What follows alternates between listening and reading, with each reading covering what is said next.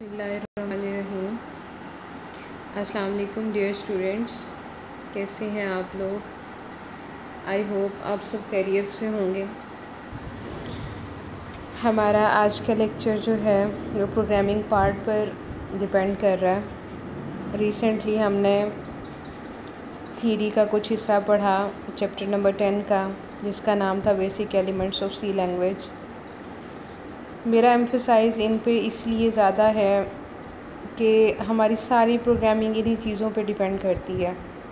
ये छोटी छोटी बेसिक्स हम इस चैप्टर में पढ़ रहे हैं। ये सारी बच्चे हमारी जो नेक्स्ट काम है ना, आगे हमने लूप्स पढ़ने हैं, फंक्शंस पढ़ने हैं, आगे हमने प्रोग्रामिंग करनी है, तो वो सारी इसी पे डिपेंड करती है। अगर हमें इसका सही तरह से पता है तो हम इंशाल्लाह प्रोग्राम को सही से अंडरस्टैंड कर सकेंगे। आज के चैप्टर में मैं आपको बेसिक स्ट्रक्चर भी बताऊंगी और साथ ही एक हम छोटा सा प्रोग्राम भी लिखेंगे। फर्स्ट प्रोग्राम मतलब बिल्कुल फ़र्स्ट प्रोग्राम हम लिखेंगे सी का, जो कि बहुत ही आसान है और बहुत ही इंटरेस्टिंग है। ये आसान और इंटरेस्टिंग उस वक्त होगा जब आपको अपनी बेसिक्स का पता होगा, जब सारे वो बेसिक एलिमेंट्स जो जिस पे सी लैंग्वेज खड़ी है वो आपको पता होंगी। अगर हो सके इन लेक्चर्स को बार बार सुनें, आप लोग अपनी बेसिक्स को ठीक करें। कहते हैं ना, बुनियाद अगर सही हो तो इमारत बहुत मजबूत होती है। तो ये बुनियाद है आप लोगों की। आप अपनी प्रोग्रामिंग को अगर अच्छा करना चाहते हैं, मैंने आपको पहले भी बताया था, प्रोग्रामिंग जो है आपकी लाइफ को बना देगी। अगर आपको आ गया ना ये फ़न, ये हुनर, तो आप ज़िंदगी में कभी भी नाकाम नहीं होगे। आजकल आईटी जितनी ज़्यादा पीक पे जा रही है, जितना ज़्यादा इंफॉर्मेशन टेक्नोलॉजी और कंप्यूटर साइंसेस जो है, इनकी एप्लीकेशंस जो हैं, जितनी ज़्यादा इस वक्त इन हैं हमारी सोसाइटी में, जितना ज़्यादा अहम रोल है इनका, आप लोग अंदाज़ा लगा सकते हैं कि हम लोग कितने मॉडर्न सोसाइटी में जा रहे हैं, कितनी ज़्यादा डेवलप सोसाइटी में जा रहे हैं। ये सब कैसे मुमकिन है? ये सब इंफॉर्मेशन टेक्नोलॉजी और कंप्यूटर साइंसेस की एप्लीकेशंस की वजह से मुमकिन है। तो आप सबके लिए ये बहुत ही अच्छा प्लेटफॉर्म है। अगर आप इसको लर्न कर लेते हो और अगर आपके अंदर वो एबिलिटी है कि आप प्रोग्रामिंग को पसंद करके उसमें इंटरेस्ट लेके उस पर काम करते हो, तो आपकी लाइफ बन जाएगी। लोग घरों में बैठ के लाखों कमा रहे हैं ये हुनर सीख के, ये फ़न सीख के। तो ये फ़न आपको कैसे आएगा? देखें, इसको आपने अभी शुरू ही किया है। आप लोगों का भी एजुकेशन का जो है फर्स्ट ईयर सेकेंड ईयर यानी इंटर पार्ट चल रहा है। अब आप इस इंटर पार्ट में जो बेसिक बताई जा रही हैं उसको सही से समझ के और ग्रेजुएशन कर लेते हो आप, ठीक है? तो ग्रेजुएशन के बाद अगर आप इस काबिल हो कि आप प्रोग्राम लिख सकते हो, आप लॉजिक बना सकते हो, तो आपको कोई नहीं हरा सकता। तो आप इस सोसाइटी में जो है वो बहुत ही सक्सेसफुल सिटीज़न बनने वाले हो, ठीक है? तो बहुत बेनिफिट्स हैं इसमें, बहुत इजीली जॉब्स मिल जाती हैं इसमें, बहुत इजीली जो है आप घर बैठ के लाखों कमा सकते हैं। इन सारी बातों का मकसद आप लोगों को इनकरेज करना है, आप लोगों को ये बताना है कि आप लोग इसमें थोड़ा सा इंटरेस्ट लें अगर, तो आप लोगों की लाइफ बन सकती है। So let's we start. L value and R value. L stands for left, R stands for right. Left value और राइट वैल्यू, जनाब, इनकी हम डेफिनेशंस देखेंगे। The value that is written in the left side of the assignment operator is called L value. Assignment operator कौन सा होता है जी? बराबर है का निशान जो है वो असाइनमेंट ऑपरेटर कहलाता है। जब भी हम किसी भी वेरिएबल को डिक्लेयर करते हैं तो हम क्या करते हैं? इंट ए लिख दिया। अच्छा, अब उसको इनिशियलाइज़ कर रहे हैं अगर हम, तो int A is equal to 5, यानी किसी भी वेरिएबल को वैल्यू दे रहे हैं अगर हम, तो हम क्या लिखेंगे कि ये वेरिएबल बराबर है इस कीमत के, ठीक है? यानी इंट ए जो है वो बराबर है 5 के, यानी ए की वैल्यू जो है वो क्या है 5 है। तो ए जो है वो किस साइड पे है और 5 जो है वो किस साइड पे है। ए जो है डेफिनेटली वो एल साइड पे है, लेफ़्ट साइड पे है, और 5 जो है वो राइट साइड पे है। तो ए को हम कहेंगे एल वैल्यू और 5 को हम कहेंगे आर वैल्यू। ठीक है, तो बेसिकली कॉन्सेप्ट ये है। The value that is written in the left side of the assignment operator, assignment operator के लेफ़्ट साइड पर जो वैल्यू लिखी जाती है उसको एल वैल्यू कहा जाता है, और the value is written in the right side of the assignment operator is called R value, और वो वैल्यू जो लिखी जाती है राइट साइड पे असाइनमेंट ऑपरेटर के वो कहलाती है आर वैल्यू। ठीक हो गया, यानी असाइनमेंट ऑपरेटर के जो लेफ़्ट साइड पे वैल्यू होती है उसको हम एल वैल्यू कहते हैं, और जो राइट साइड पे वैल्यू होती है उसको हम आर वैल्यू कहते हैं। एग्ज़ाम्पल नीचे दी हुई है जी, a = 5 b = 15। तो a जो है वो एल वैल्यू है, असाइनमेंट ऑपरेटर है दरमियान में, और 5 जो है इसकी आर वैल्यू है। सेम इसी तरह से b = 15 है, तो b एल वैल्यू है, = 15 जो है वो हमारे पास आर वैल्यू है। I hope you understand. दोबारा मैं बता देती हूँ, L value and R value stands that left side value and right side value of assignment operator. Assignment operator के जो दरमियान में आता है उसके लेफ़्ट साइड पे जो वैल्यू होती है वो एल वैल्यू, और जो उसकी राइट साइड पे वैल्यू होती है वो आर वैल्यू कहलाती है। Okay, unary and binary operator. अच्छा, यूनरी के नाम से आपको आप पढ़ के या उसको सुन के यूनरी को आपको आपके जहन में क्या आता है? What is unary? Unary, a type of operator that works with one operand is called unary operator. Unary से मतलब होता है एक, बाइनरी का मतलब होता है दो। ठीक है, यूनरी मीन्स कि हम सिर्फ एक ऑपरेंड ले रहे हैं। ऑपरेंड और ऑपरेटर्स का पता है ना आपको। ऑपरेंड्स फ़र्ज़ करें अगर हमारे पास a + b है, तो a और b जो है वो ऑपरेंड हैं और प्लस जो है वो ऑपरेटर है। ठीक है, ये हमने पिछले चैप्टर्स में बहुत तफसीलन पढ़ा है कि ऑपरेटर क्या होता है और ऑपरेंड क्या होता है, उनकी डेफिनेशंस क्या हैं। टाइप ऑफ ऑपरेटर, ऑपरेटर की वो टाइप जो काम करता है सिर्फ एक सिंगल ऑपरेंड के साथ। अब आप सोच रहे होंगे कि यार सिंगल ऑपरेंड अगर सिर्फ ए लिखा है तो वो किसके साथ जो है उसका फंक्शन होगा या प्रोसेस होगा, या वो ऑपरेटर जो है उसके साथ क्या करेगा। That is very interesting. Computer में, आईटी में जो आपको लैंग्वेजेस प्रोवाइड की जाती हैं, जिनमें बहुत सारी लैंग्वेजेस हैं, और बेसिक जो है हम रीड कर रहे हैं सी, तो सी आपको ये फैसिलिटी देता है कि आप सिर्फ एक सिंगल ऑपरेंड इस्तेमाल करो।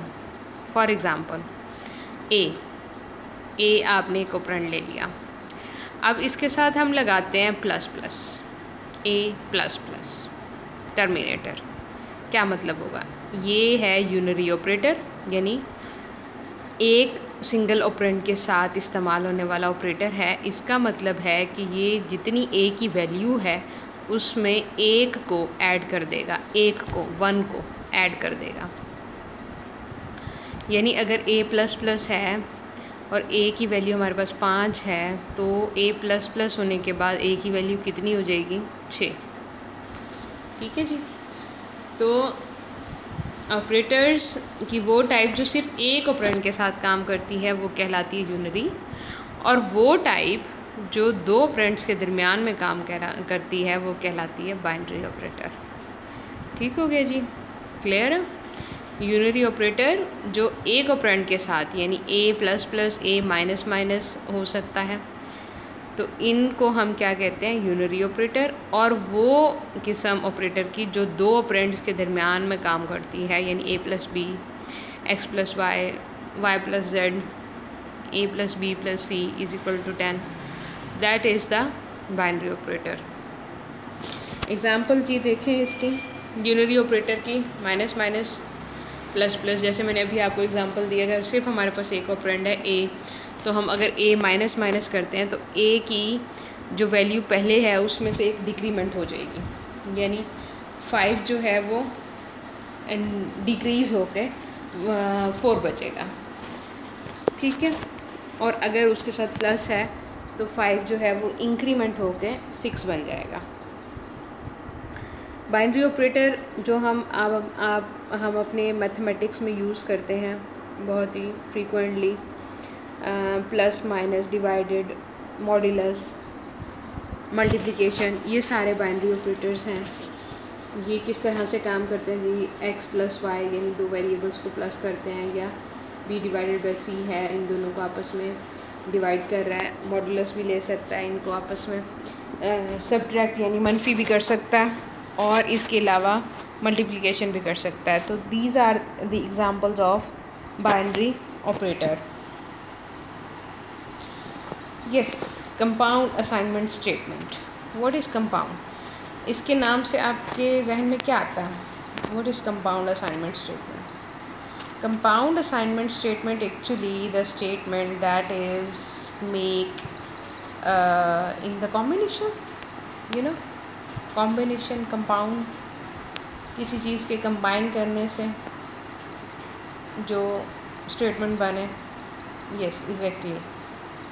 कंपाउंड जो है वो हम क्या करते हैं जी, असाइनमेंट्स को कंपाउंड करके हम एक स्टेटमेंट बनाते हैं। एंड असाइनमेंट स्टेटमेंट, एक असाइनमेंट स्टेटमेंट दैट जो कि असाइन करती है वैल्यू को बहुत सारे, टू मैनी वेरिएबल्स, बहुत सारे वेरिएबल्स को इज़ नोन एज, वो जानी जाती है कंपाउंड असाइनमेंट स्टेटमेंट के तौर पे। क्लियर? यानी कि हमारे पास एक वैल्यू है और 3 वेरिएबल्स को हमने एक ही वैल्यू देनी है, या 4 वेरिएबल्स को, या 2 वेरिएबल्स को। फर्ज करें हमारे पास a = 5 है और b भी = 5 है, तो बजाय इसके कि हम लिखें a = 5 टर्मिनेटर, अगली लाइन b = 5 टर्मिनेटर, हम इसको आसान एक ही लाइन में लिख सकते हैं a = b = 5। Would means that कि a और b दोनों की वैल्यू क्या है, 5 है। क्लियर? इसकी एग्ज़ाम्पल एक और भी दी हुई है जी, x = y = z = 10। अब देखें जी, x की वैल्यू भी 10 है, y की वैल्यू भी 10 है, और z की वैल्यू भी 10 है। बजाय इसके कि हम 3 लाइंस में लिखते हैं x = 10 terminator, y = 10 terminator, and z = 10 terminator, हमने क्या किया, सिंपल एक ही लाइन पे x = y = z = 10 terminator. Clear? ये होती है जी compound assignment statement. Compound assignment operator क्या होता है जी? C language provides compound assignment operator that combine assignment operator with arithmetic operators. C language मुहैया करती है कंपाउंड असाइनमेंट ऑपरेटर्स भी, जो कि कंबाइन करते हैं असाइनमेंट ऑपरेटर्स को दूसरे अरिथमेटिक ऑपरेटर्स के साथ। असाइनमेंट ऑपरेटर कौन सा होता है जी? =, ठीक है, बराबर है वाला निशान। और दूसरे अरिथमेटिक ऑपरेटर्स कौन से हैं? जमा, माइनस, ज़रब, तकसीम, मॉड्यूलस, ये दूसरे असाइनमेंट ऑपरेटर हो गए। अब वो कह रहे हैं इन दोनों को कंबाइन करके हम एक ही स्टेटमेंट में लिख सकते हैं। फ़र्ज करें a हमारे पास वेरिएबल है, हमने लिखा जी a = 5, ठीक है। अच्छा, अब हमने लिखा a में ऐड करते हैं 5, यानी फ़र्ज करें हमने a + = 5 लिखा, तो इसका मतलब है a 5 भी है और a में ऐड भी हो रहा है 5, ठीक है, यानी जमा भी हो रहा है मज़ीद 5। इसका सिंटैक्स देखें जी, n + = 20, यानी n = 20 भी है और n में 20 ऐड भी हो रहा है, ठीक है जी। सैम्पल प्रोग्राम जनाब, this is the very basic and interesting thing जो कि स्टार्ट होने लगी है। वो ये है कि हम अपना आज पहला प्रोग्राम करेंगे। थोड़ा सा सैम्पल मैंने दिया आपको कि हमारे पास जो हमारा स्ट्रक्चर है प्रोग्राम का, उसमें क्या चीज़ें होती हैं। हेडर फाइल होती है, मेन फंक्शन होता है और प्रोग्राम की बॉडी होती है। सबसे ऊपर हेडर फाइल होती है, फिर मेन फंक्शन स्टार्ट होता है। मेन फंक्शन के अंदर जो है प्रोग्राम की बॉडी होती है। This is the structure of our program. These three basic parts of our program. Now we take an example. So here we go. Yes. देखेंगे, hash include stdio.h, hash include conio.h। ये input output की library है, header files हैं। सबसे पहले programme के अंदर header file का इस्तेमाल किया जाता है। हेडर फाइल क्या होती है जी? फ़र्ज़ करें हमारे प्रोग्राम के अंदर कहीं पर प्रिंट एफ की कमांड इस्तेमाल हुई है और हमारे कंपाइलर को नहीं पता चल रहा कि प्रिंट एफ का क्या मतलब है, क्योंकि हमने उसके साथ कहीं नहीं नीचे लिखा कि उसका क्या मतलब है कि कंपाइलर उसको अंडरस्टैंड कर सके। तो हम क्या करते हैं, हम ऊपर हेडर फाइल्स डाल देते हैं जहाँ पर इन सारी कमांड्स के बारे में तफसील लिखी हुई होती है। ठीक है, कि अगर कंपाइलर को समझ नहीं आ रही है तो वो ऊपर हेडर फाइल में चला जाए और वहाँ जाके देख ले कि प्रिंट एफ का क्या मतलब है और ये कैसे काम करेगा। Is that clear? तो हैश इंक्लूड stdio.h और हैश इंक्लूड conio.h। उसके बाद है जी main function, void main braces. समझ आ रही? ये कहलाता है मेन फंक्शन। उस मेन फंक्शन के अंदर देखें प्रोग्राम की बॉडी है करली ब्रेसेस के अंदर, यानी मेन फंक्शन के अंदर करली ब्रेसेस खुलती हैं और उस करली ब्रेस के दरमियान में सारे प्रोग्राम की लॉजिक होती है, सारे प्रोग्राम की बॉडी होती है। अच्छा, सिंपल सा फर्स्ट प्रोग्राम है हमारा printf hello world of C program. C programming की वर्ड में जी हाय हेलो बोल रहा है आपको। उसके बाद वो कहता है programming makes life interesting. Programming जो है वो ज़िंदगी को बहुत ही दिलचस्प बना देती है अगर आपको इसमें दिलचस्पी है और अगर आपको ये पसंद है। ठीक है, अब ये सिंपल सा प्रोग्राम जब आप कंपाइल करेंगे तो क्या होगा, ये कंपाइल होने के बाद जनाब आपको आपकी रिज़ल्ट या एज ए आउटपुट जो है वो ये 2 लाइनें देगा, hello world of C programming and programming makes life interesting. ठीक है जी, प्रिंट एफ का मतलब होता है कि इस चीज़ को एज इट इज़ प्रिंट करा दो, यानी आउटपुट करा दो। तो जनाब ये हमारा आज का लेक्चर है, ये हमारा आज का बेसिक प्रोग्राम है। आप इसकी प्रैक्टिस करें, आप इसकी एक चीज़ को 10 दफ़ा समझें, सुने और 10 दफ़ा लिखें ताकि आपको स्ट्रक्चर याद हो जाए।